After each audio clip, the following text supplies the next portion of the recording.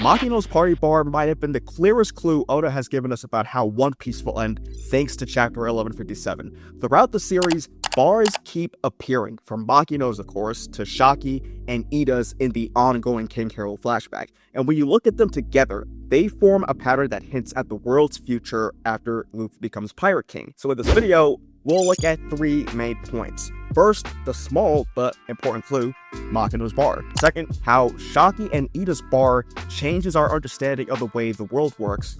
And third, why Oda might have hidden the end game of One Piece inside something as simple as a bartender's counter. By the end, you'll see why the bars in One Piece aren't just for drinks, they're really for plot, if we're being real. But they actually reveal the future of the entire world. Let's get into it.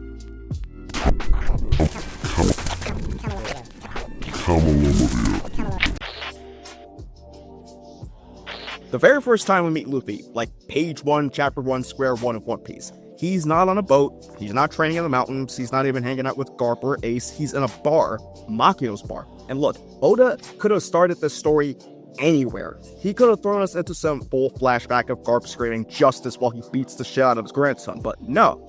He begins us in a small country tavern, where a future rubber kid is stabbing his face with a knife while slamming juice boxes. And here's the kicker. That bar isn't just a background prop. It's the entire foundation of Luffy's world. It's where Shanks shows up, and most importantly, it's where the first spark of I'm gonna be Pirate King actually lights up within Luffy. Oda basically said, this is not just a story about pirates. This is a story that starts in a fucking bar. And you know what? Oda keeps circling back to this idea of bars like a shit-faced drunk who can't find his way home. Take Mocktown and Jai, for example. Bellamy tries to clown on Luffy's dream, and what does Luffy do? He just sits there in the bar, refuses to throw a punch, and lets the whole room laugh because that's what Shanks taught him.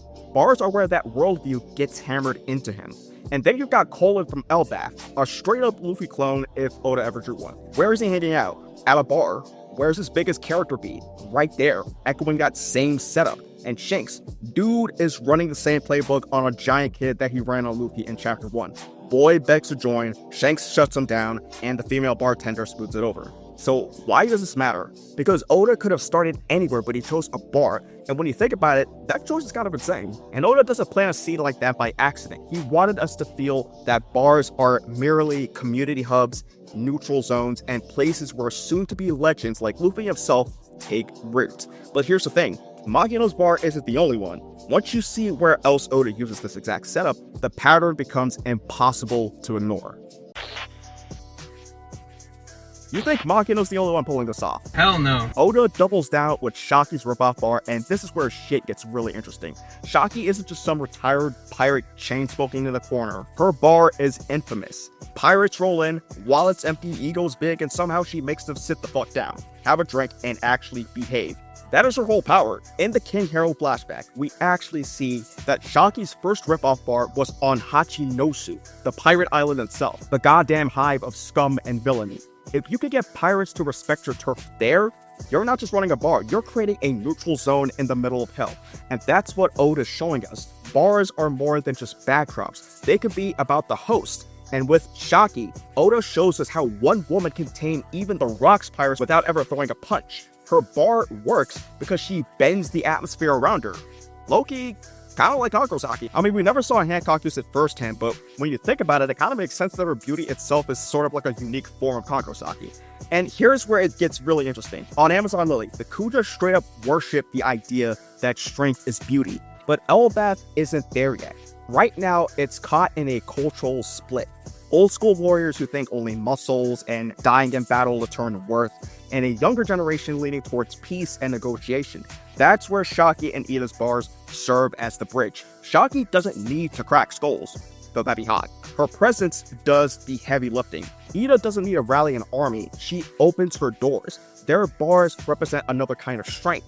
Not through dominance or bloodlines, but the ability to create neutral ground where people could put down their weapons long enough to talk. And that's the setup. Elbaf isn't just teaching us what strength already is, it's about to show us how different ideas of strength clash, evolve, and maybe come together into something bigger. But back to Ida. She is the polar opposite of the old school giants, where they live for battle and glory.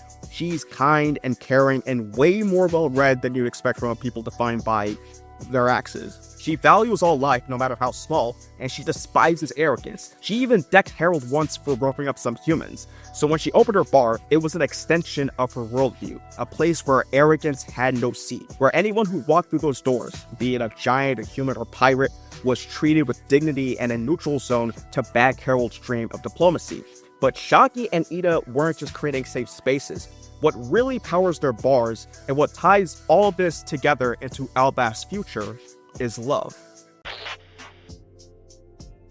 So let's lay everything out. Makino, Shakky, Ida. 3 women, 3 bars, where Oda basically showed us that these places aren't just spots to get shake-faced eating a Grand Slam at 2 a.m. like a Denny's. They're places where we plan and scheme the future of this world, while also doing the other thing. Makino's bar is where the whole story began. Shakky's bar is where the rules of the pirate world bend around one person's will. And Ida's bar is a literal sanctuary in the land of giants where all different walks of life are welcome. So when you stack these bars together, you start to realize they're the blueprint for how the One Piece world itself will transform from fractured kingdoms and islands and brutal hierarchies into communities built around a counter, a meal, and a shared drink. It's not about who's got the biggest army or the deadliest weapon. It's about who can create a space worth fighting for.